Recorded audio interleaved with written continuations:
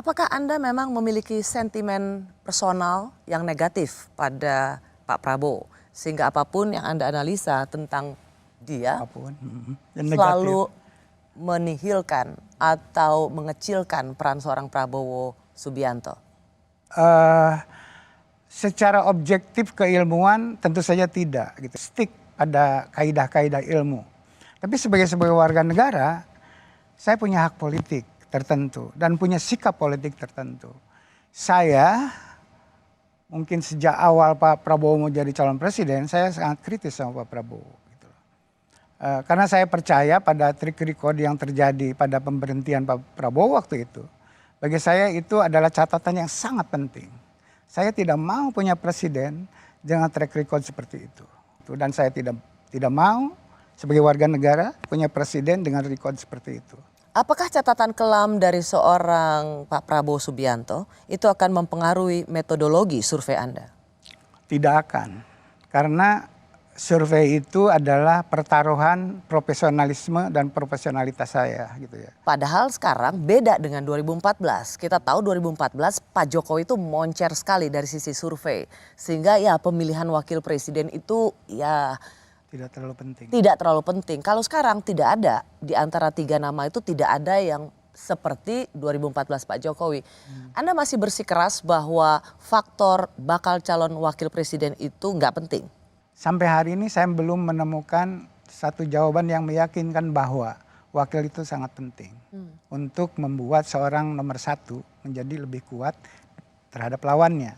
Oleh karena itu sementara kalau ditanya sama saya, apakah wakil itu penting dan wakil yang macam apa, mungkin saya tidak bisa menjawab dengan meyakinkan. Karena data tidak menunjukkan itu. Demokrat mengatakan bahwa harus diumumkan wakilnya Pak Anies Baswedan, kalau enggak ya kita harus mengevaluasi lagi. Jadi menurut saya posisi itu menjadi penting bagi partai politik untuk bergain. AHY ingin jadi wakilnya, ya kan begitu. Nilai politiknya jadi posisi jadi wakil. Kalau tidak diputus-putuskan ini berarti kan Demokrat tidak punya nilai politik yang kuat dalam konteks kontestasi ini. Tradisi kita memutuskan wakil itu injure time. Tuntutan Demokrat itu menjadi sangat penting. Bukan untuk wakil itu penting, bukan. Kita udah melihat orang seperti Pak Ma'ruf Amin, gitu ya. Wakil itu secara konstitusional saja pemenuhan itu. Pencawapresan nama kan banyak, ada 10. Kalau boleh saya sebut, yang ada di media Pak Mahfud sudah masuk namanya, Pak Erick Thohir, Pak Ridwan Kamil, Pak Sandiaga Uno, kemudian ada Pak AHY, ya kan, Pak AHY, Pak Erlangga, ya kan. Kalau bisa saya sebut beberapa nama itu dan semuanya tentu saja mempunyai kelebihan-kelebihan yang nantinya akan dipertimbangkan.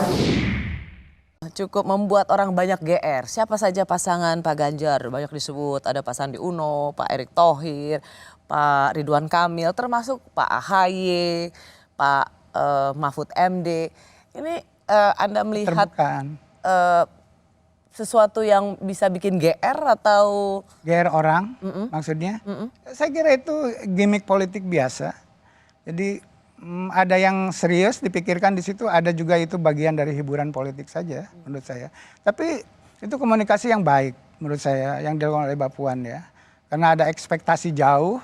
Memberi harapan. Iya. Memberi harapan pada semua orang bahwa bisa jadi calon wakil presiden. Ingin mengatakan bahwa PDI Perjuangan inklusif.